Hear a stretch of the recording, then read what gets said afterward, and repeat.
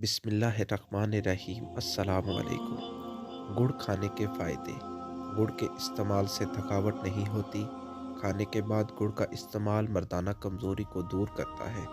खाने के बाद गुड़ के इस्तेमाल से मैदे की जलन और तेज़ाबियत से महफूज रहा जा सकता है। खाने के बाद गुड़ का इस्तेमाल करने से कब्ज़ नहीं होती। मीठे में गुड़ का इस्तेमाल आपकी याददाश्त को बेहतर बनाता है। ऐसे अफराद जिनको भूख नहीं लगती वो गुड़ का इस्तेमाल करें, क्योंकि ये भूख बढ़ाता है। गुड़ के इस्तेमाल से खून की कमी नहीं होती। गुड़ जिगर की सेहत के लिए मुफीद है। गुड़ से पेशाब का निज़ाम दुरुस्त रहता है। गुड़ रेशा बलगम की सूरत में लेना फ़ायदा मंद है। गुड़ बदहज़मी को ख़त्म करता है। ब्लड प्रेशर के मरीज़ों के लिए गुड़ का इस्तेमाल बहुत ज़्यादा मुफीद है।